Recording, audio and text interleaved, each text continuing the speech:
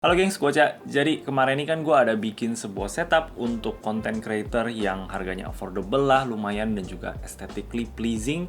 Kalau kalian belum pernah nonton videonya, gue bakal kasih linknya di bawah.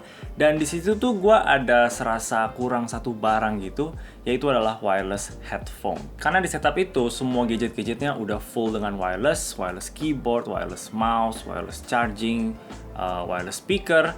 Jadinya kalau nggak ada wireless headphone itu jadi serasa agak kurang. Dan kebetulan aja ada sebuah headphone baru dari Fantech yang wireless juga.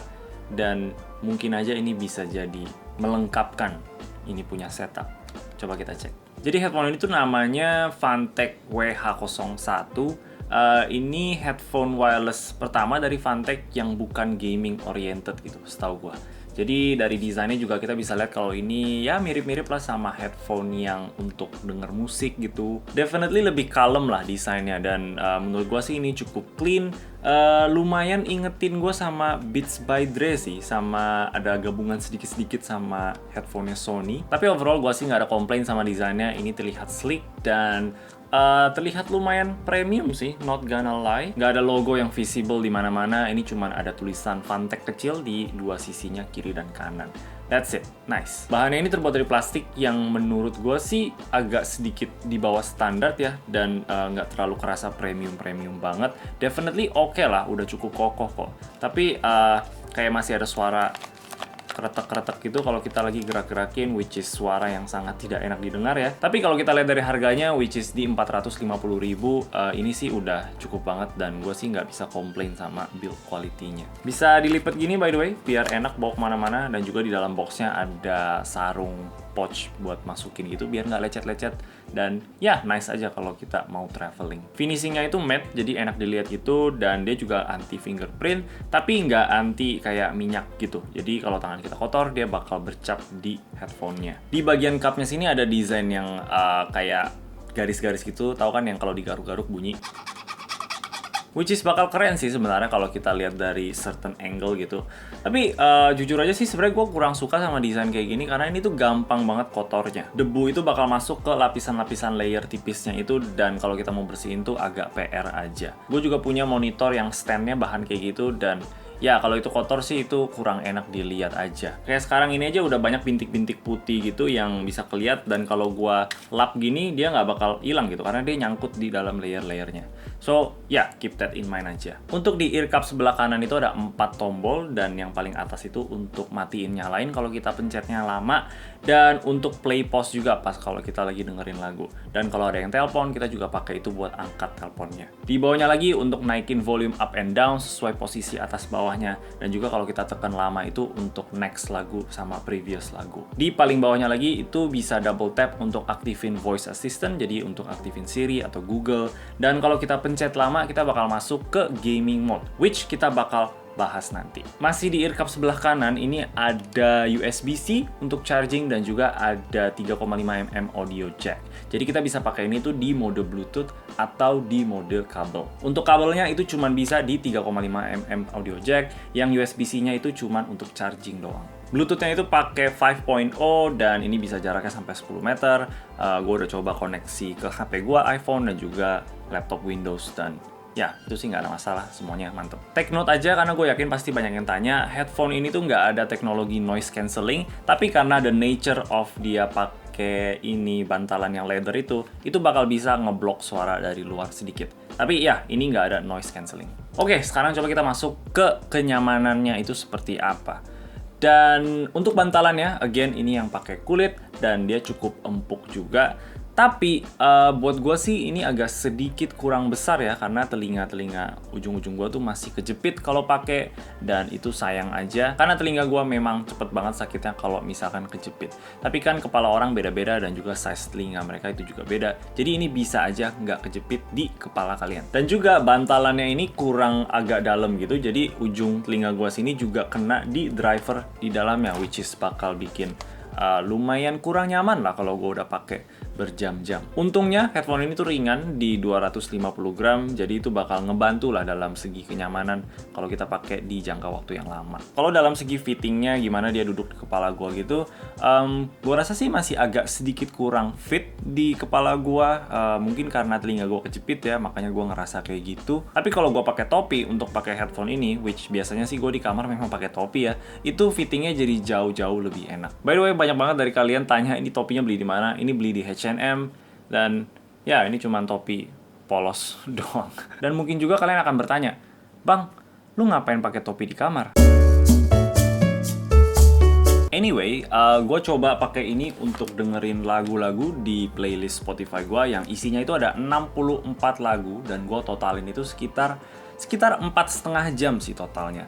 Dan gue bisa 3/4 halfway gue dengerin lagu itu, gue udah mulai kerasa agak kurang enak. Mainly karena bantalannya ini yang masih ngejepit telinga gue, tapi gue bisa istirahat bentar dengan cara buka-buka dikit dan adjust lagi gitu, dan biasanya sih itu udah oke lagi. Jadi nggak sampai parah banget dimana gue harus lepas dan istirahat. Nggak, gue masih bisa tetap lanjutin. In fact, sebenarnya pas gue selesai dengerin semua lagu itu, gue actually masih ada tenaga sedikit untuk lanjutin lagi denger lagunya. Tapi gue pilih untuk istirahat bentar, dan telinga gue juga udah mulai panas karena udah pakai ini selama berjam-jam. Jadi total tuh sekitar 4-5 jam lah gue pakai headphone ini. Dan sebenarnya 4-5 jam tuh masih sangat-sangat bagus sih menurut gue.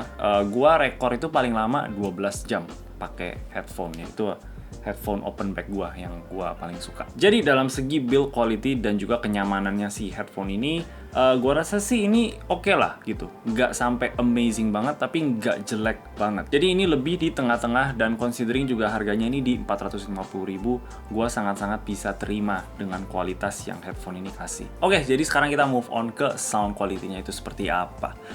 Ingat gak tadi gue ada bilang ada tombol untuk aktifin gaming mode? Dan kalau kita pencet lama, kita bakal masuk ke gaming mode, which kita bakal bahas nanti. Jadi pas gue testing ini, dengerin semua lagu gue di Spotify selama 4-5 jam itu, gue ternyata di gaming mode. Dan gue gak sadar sama sekali, gue cuma sadar suaranya kok kayak bassnya gak terlalu ada, treble-nya juga ada tapi nggak terlalu nendang. Biasa kan headphone untuk dengerin musik suaranya itu lebih lebay gitu loh, biar denger musiknya itu lebih asik. Sedangkan ini tuh kayak lebih netral gitu. Nah, gue sadarnya pas gue tes si gaming mode-nya ini. Gue tesnya itu dengan nonton YouTube dan pengen lihat delay suara gerakan mulutnya sama suaranya keluar itu separah apa.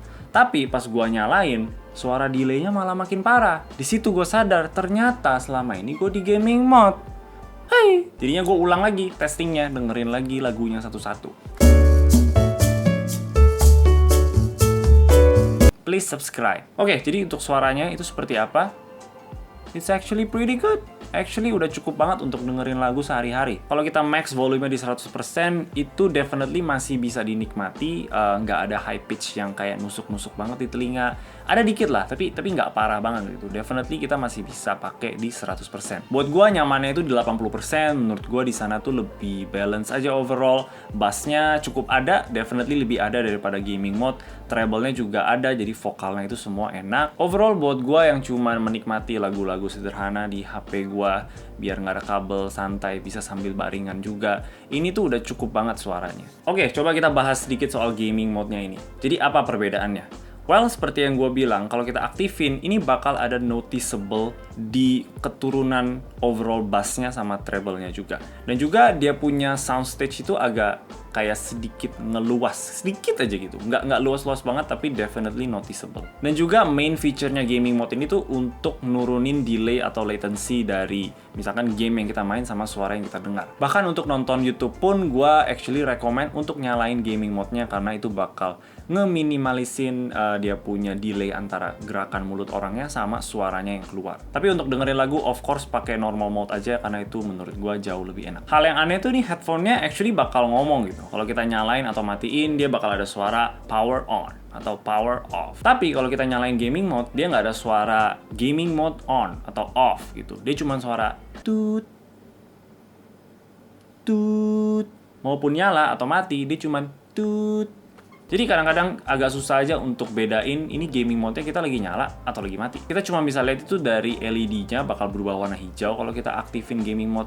Tapi kita kan nggak lepas untuk cek LED itu. Karena fungsi ada tombol-tombol di sini kan biar kita bisa langsung pencet tanpa kita lepas-lepas headphone-nya gitu. Kita tinggal bisa kayak gini aja.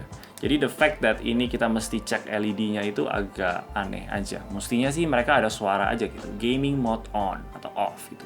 Untuk baterainya, ini actually juga sangat impresif. Ini di rate di 60 jam kalau volumenya itu di 80%. Gue udah pakai 3-4 hari gitu, lepas pasang, dan gue sampai sekarang belum cas. So, ya ini battery life-nya sangat-sangat impresif. Dan untuk casnya juga gampang, karena tinggal colok USB-C. Oke, apa lagi ya? Gue rasa itu aja sih.